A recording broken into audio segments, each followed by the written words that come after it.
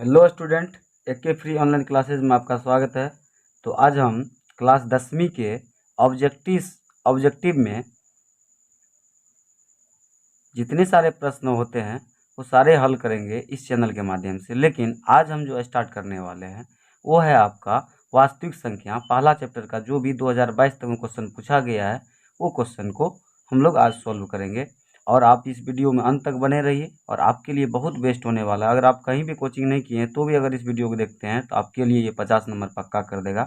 पूरा सीरीज देखिएगा। आज हम टाइप 1 को देखेंगे, बेसिक इससे पहले वाला वीडियो में दे दिया गया है। इससे पहले हम कुछ बोलना चाहेंगे आप लोगों के लिए। खुद को स्पेशल समझकर जीना शुरू करो। खुद को स्पेशल समझकर जीना शुरू करो, क्योंकि भगवान ने कोई भी चीज़ फालतू नहीं बनाई है।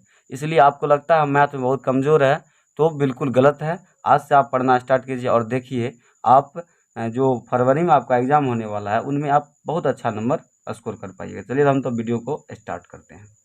तो इनमें आपका वास्तविक संख्या में पहला प्रश्न है कि 100 अभाज्य संख्याओं का मौसा क्या होता है। 1 नंबर का प्रश्न है।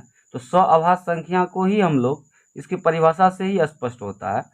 जब दो संख्याओं का मौसा कितना हो जाए, 1 निकले, तो उसको हम लोग क्या कहते हैं, 100 अभाज्य संख्या। जैसे कि 2 और 3 का महत्तम निकालेंगे तो कितना निकलेगा, 1। इन दोनों में कॉमन क्या है, 1 है। इसी प्रकार 4 और 5 निकालेंगे, इन दोनों का मौसा कितना निकलेगा, 1। तो ये सारे क्या कहलाते हैं, 100 अभाज्य संख्या कहलाते हैं। तो डायरेक्ट हम यहाँ पे मार देंगे ऑप्शन नंबर बी। आपको दिया गया है 1, तो एक आंसर हो जाएगा। चलिए अब दूसरा प्रश्न को हम देखते हैं। दूसरा प्रश्न में है, यदि दो संख्याओं का गुणनफल 2166 है एवं उनका मौसा 19 हो तो उनका लौसा क्या होगा। तो आपको हम इससे पहले वाला वीडियो में जो कि आपका बेसिक था उसमें हम बता चुके थे, पहली संख्या गुना दूसरी संख्या बराबर होता है HCF गुना LCM। तो इस जगह पे हम देख सकते हैं, इनमें आपको क्या दिया गया, दो संख्या का गुणनफल दिया गया। मतलब पहली संख्या और दूसरी संख्या का गुणनफल दिया गया है। आपका है 2166 बराबर, और इसके बाद मौसम मतलब HCF आपको कितना दिया गया, 19। तो 19 लिख दीजिए गुना LCM। जब ये गुना में 30 हटाएगा तो क्या हो जाएगा, भागा में। तो 2166 भागा कितना हो जाएगा, 19 बराबर क्या बच जाएगा, LCM। तो काट दीजिए इसको 19 कान से, 19 एकान 19। यहाँ पे बच गया कितना, 2 बच गया। 19 2 21 होता है, तो 2 पे 6 26 हो गया। फिर आप लगाइए 19 एकान 19, तो फिर आपको यहाँ पे कितना बच गया, 26 में से 19 घटा दीजिए तो बच गया आपको 7। 19 चौके 76, मतलब आपको LCM का मान कितना आ गया, 114। तो आप लिख सकते हैं LCM 114। तो आप ऑप्शन में ढूंढ लीजिए, आपका ऑप्शन नंबर कितना हो जाएगा, C 114। अब तीसरा प्रश्न पे हम चलते हैं। तो हमको लगता है कि आपको समझ में आ गया होगा। चलिए हम तीसरा प्रश्न को देखते हैं। तीसरा प्रश्न में आपको दिया गया है, तीसरा प्रश्न में है कि यदि a बराबर 2 पे पावर 3 गुना 3 गुना 5, ए का मान दिया गया है, और दूसरा दिया गया है बी का मान दिया गया है 2 पे पावर 4 गुना 5 गुना 7। तो ये दोनों संख्या दिया गया है। तो इनमें आपसे पूछ रहा है कि इसका लॉसो क्या होगा, मतलब आपसे एलसीएम मांग रहा है।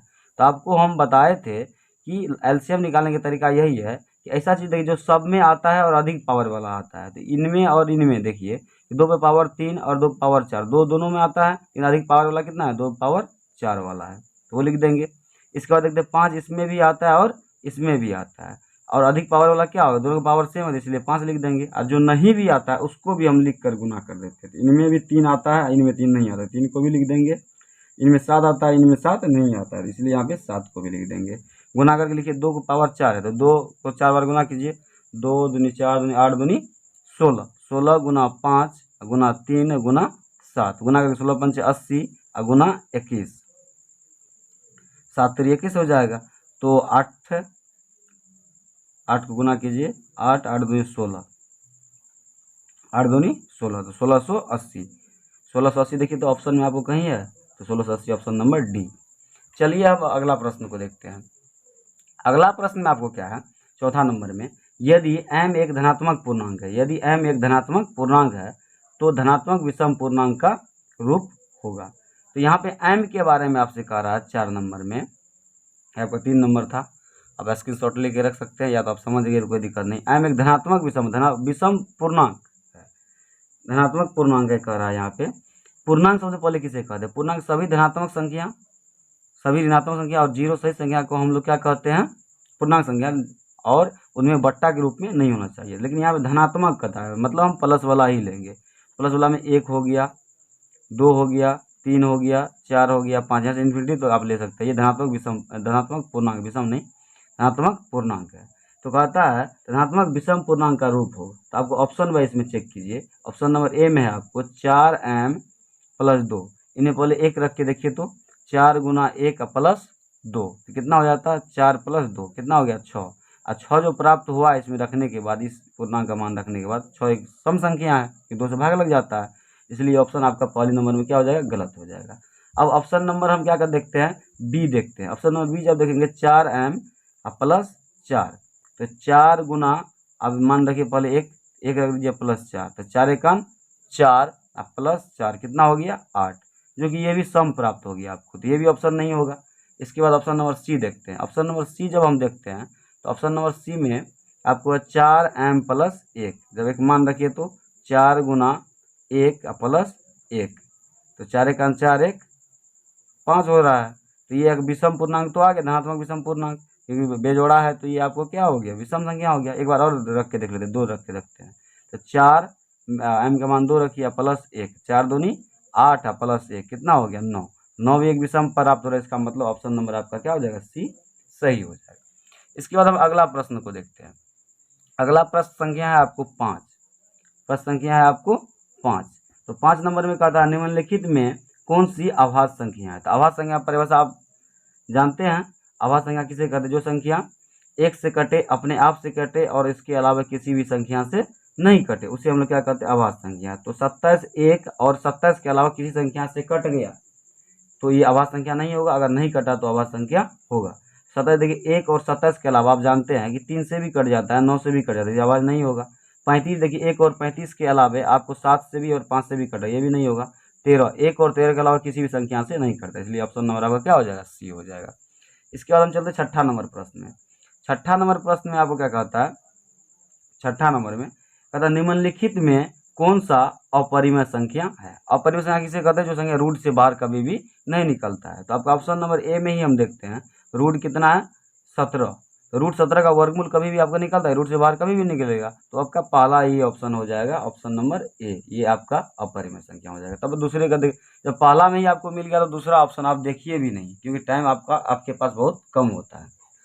इसके बाद हम अगला चलते हैं क्वेश्चन नंबर 7 में। जब 7 में चलेंगे तो कहता है कि 144 के अभाज्य गुणनखंड में 2 का घातांक लिखे। मतलब 144 अभाज्य गुणनखंड मतलब लघुत्तम के रूप में इसको तोड़िए। 2 से भगा दीजिएगा तो 2 से बचेगा 2 दूनी 4, फिर 2 से लगाइए 36, फिर 2 से भगा दीजिएगा तो आपको कितना हो जाएगा? 18, फिर 2 से भगा दीजिएगा तो 9, और 3 तिया 9। तो अब 2 क्या ढो है? 1 2 3 4, 2 पावर 4 हो गया, और 3 गुना 3, तो 3 में पावर कितना हो गया? 2। तो इनमें आपसे क्या पूछ रहा है कि 2 का घात क्या है? तो 2 का घात मतलब पावर कितना है? 4 है। तो देखिए 4 है कहीं पे ऑप्शन में, ऑप्शन नंबर आपका सी, ये आपका सही हो जाएगा। अब हम अगला प्रश्न में चलते हैं। प्रश्न संख्या आपको 9 पे चलते हैं। प्रश्न संख्या 9 नहीं 8, प्रश्न संख्या किस पे चलेंगे? 8 पे चलते हैं। प्रश्न 8 पे जब चलते हैं हम, तो 8 नंबर में देखिए क्या कहता है। 8 नंबर में आपको कहता है निम्नलिखित में कौन सा परिमेय संख्या है? परिमेय संख्या का मतलब जो p/q के रूप में, बट्टे के रूप में हो और रूट के अंदर ये सब नहीं रहे। तो यहाँ पे ऑप्शन नंबर ए को चेक करते हैं। तो रूट अंडर कितना है? 1/144, क्योंकि इसका वर्गमूल निकालते हैं तो 1 का वर्गमूल 1 हो जाता है, और 144 किसका वर्गमूल होता है? 12 का, तो 12 लिख देंगे। 12 का स्क्वायर होता है 144, 144 का वर्गमूल कितना होता है? 12। तो 1/12 बट्टे के रूप में है, p/q के रूप में है, इसलिए क्या हो जाएगा? परिमेय संख्या। आपका ऑप्शन नंबर 1 ही सही हो गया, तो आपको दूसरा दिशा देखने की कोई जरूरत नहीं है। इसके बाद हम अगला चलते हैं प्रश्न संख्या 9 पर। प्रश्न संख्या 9 पर, तो 9 नंबर में आपको कहता है निम्नलिखित में कौन सा आभास संख्या है? तो आभास संख्या अभी जस्ट बताया गया, जो 1 से कटे, अपने आप से कटे और इसके अलावा किसी भी से नहीं कटे, तो वो संख्या क्या होता है? आभास संख्या होता है। तो 91 को देख लीजिए। 91 1 और 91 के अलावा 13 से भी कट जाता है। 91 1 और 13 के अलावे, 1 और 91 के अलावे 13 से भी कट जाता है, तो 7 से भी कट जाता है 91, इसलिए ये आभास संख्या नहीं होगा। बी नंबर में देखते हैं 213 है। 213 देखिए कि 1 और 213 के अलावा 1 और 213 के अलावा ये देख लीजिए 3 1 4 2 6 जोड़ने के बाद 6 आता है, मतलब ये 3 से भी कटे, 3 7 21 और 3 1 3, ये 3 से भी कट जाता है, तो इसलिए ये भी आवाज़ नहीं होगा। अब 41 में आते हैं, ऑप्शन नंबर हम चलते हैं सी। तो 41 जो है आपको 1 और 41 के अलावा किसी भी संख्या से बताइए कटता है, नहीं कटता है, तो इसलिए आपको ऑप्शन नंबर क्या हो जाएगा, सी। और 501 का कहिएगा तो 1 और 501 के अलावे जो है आपको ये 3 से भी कट जाएगा, क्योंकि अंक को जोड़ने के बाद 6 होता है, तो ये भी नहीं होगा। तो ऑप्शन नंबर सी आपका बेस्ट है। इसके बाद हम चलते हैं प्रश्न संख्या 10 पे। प्रश्न संख्या आपका जो है प्रश्न संख्या 10। तो 10 नंबर में कहता है निम्नलिखित में किसका दशमलव प्रसाद अशांत है। तो अशांत या शांत के बारे में हम बता चुके हैं, लेकिन फिर भी इसमें हम बताते हैं। तो जब इस शांत या अशांत के बारे में पूछे तो सबसे पहले कोई संख्या बट्टे के रूप में होगा, तो उसके हर को देखेंगे, मतलब नीचे वाले को देखेंगे, तो ऑप्शन वही चेक होगा। तो ऑप्शन नंबर 1 में पूछता है क्या, अशांत। अगर हम हर का तोड़ेंगे, अगर 2 और 5 के अलावा अगर कोई भी तीसरी संख्या आ गया तो हम समझ जाएंगे, 2 और 5 के अलावा कोई भी संख्या आ गया समझ जाएंगे वो क्या होगा, अशांत होगा। तो पहले ऑप्शन नंबर हम देखते हैं 23/50 है, तो इसका हम 50 को जब तोड़ेंगे तो कितना हो जाएगा, 25 और 5 25, तो 2 और 5 ही आता है इसको तोड़ने के बाद, इसलिए ये क्या हो जाएगा, शांत हो जाएगा। लेकिन हमें ढूंढना है अशांत, इसलिए ऑप्शन नंबर हम बी देखते हैं।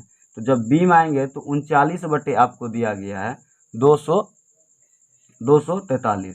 इनमें जब हम तोड़ते हैं इसको, हमको ऊपर वाला से कोई मतलब नहीं, नीचे वाला को तोड़ना है। 243 को तोड़िए तो 2 और 5 के अलावा कोई भी नहीं आना चाहिए। जब तोड़ते हैं तो 4 7 3 से कट जाएगा, ये 3 8 24 3 1 3, और फिर ये 3 से लगेगा, 3 से जब लगेगा तो ये क्या हो जाएगा आपको, 3 से लगने के बाद 27 तिया 81, फिर 3 से लगेगा 9, फिर 3 तिया 9, इसमें खाली 3 ही आ रहा है, जो कि ये अशांत का संकेत है, क्योंकि हम 2 और 5 के अलावा कुछ भी देखना नहीं चाहते हैं अशांत, क्या कहते हैं, शांत में। तो इसलिए अगर 2 और 5 के अलावा कोई भी संख्या आ गया तो इसमें डायरेक्टली तो 3 है, तो इसलिए आपका ऑप्शन नंबर क्या हो जाएगा, बी हो जाएगा, क्योंकि इसमें 3 एक एक्स्ट्रा संख्या आ चुकी है।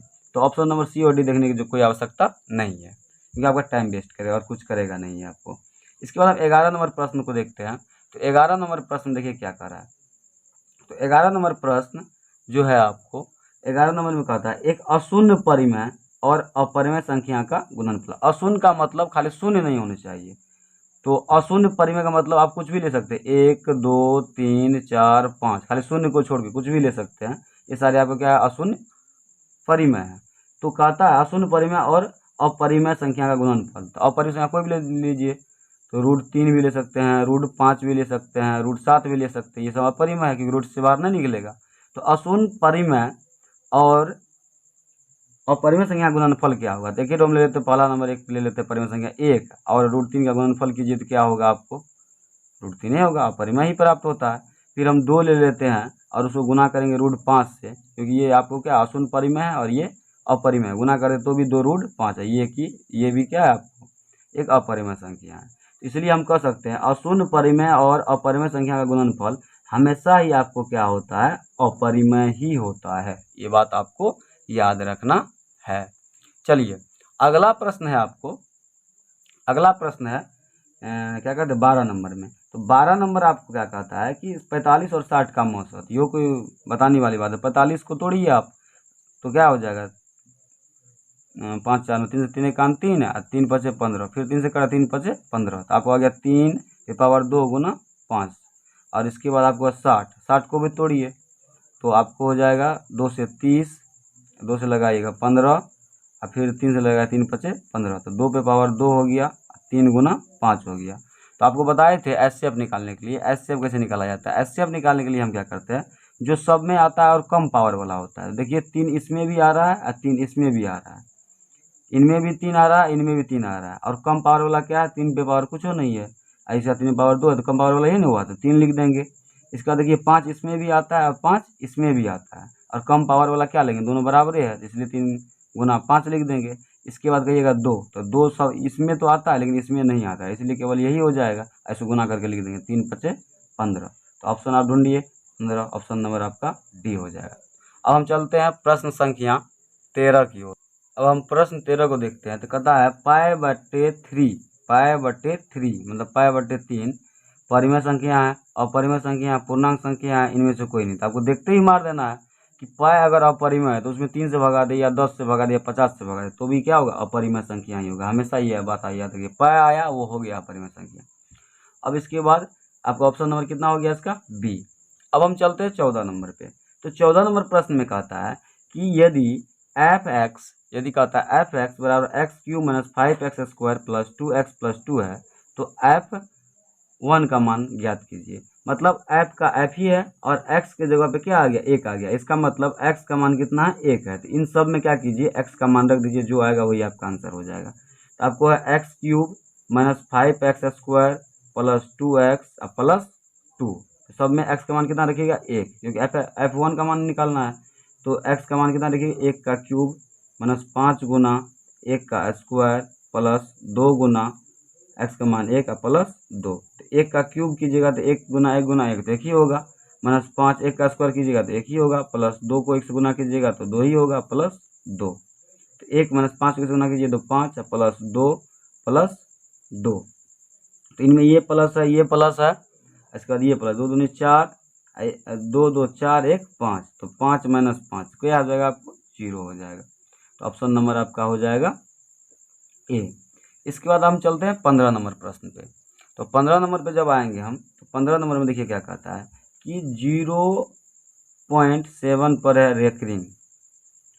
तो रेकरिंग, जैसे ही आपको रेकरिंग वाला सवाल आए तो इसके लिए हम बहुत सारे ट्रिक बताएंगे आगे, जैसे सवाल आएगा वैसे। लेकिन इस सवाल के लिए हम डायरेक्ट देंगे, जितना संख्या पर ऊपर में रेकरिंग होता है बस वो संख्या को खुद लिख देते हैं, और जिस संख्या पे एक संख्या पे रेकरिंग होता है तो 1 9 नीचे में बैठा देते हैं। तो 7 लिख देंगे, 1 रेकरिंग है इसके बदले में 1 9, तो आपका ऑप्शन नंबर ए ही हो जाएगा। तो इसके बाद 16 नंबर चलते हैं। तो इसमें ज़्यादा सोचना नहीं है, बस ऐसे ही रखना है, अगर 1 पे रेकरिंग हो तो उतना संख्या बट्टे 1 9 रख देना है, बस वही आपका हो जाएगा। और इसका ट्रिक हम आगे बताएंगे, आप टेंशन मत लीजिए। इसके बाद क्या है आपको 16 नंबर में 8 पे पावर 0 गुना 2 पे पावर 0। तो आप हमेशा याद रखिए, किसी भी संख्या का अगर पावर में क्या हो, 0 हो, तो उसका मान हमेशा क्या होता है, 1 होता है। तो 8 पे पावर 0 तो 1 गुना 2 पे पावर भी 0 है तो इसका मान 1, तो 1 गुना 1 कितना हो जाएगा, 1। तो ऑप्शन नंबर आपका हो जाएगा बी। इसके बाद हम चलते हैं 17 नंबर पे।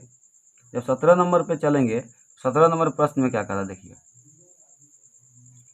17 नंबर में आपको दिया गया है कि यदि ए और बी अभाज्य संख्या है तो ए और बी का लॉस होगा। तो हमेशा याद रखिए, ए और बी एक क्या है, अभाज्य संख्या, तो इसका लॉस क्या होगा, एलसीएम क्या होगा।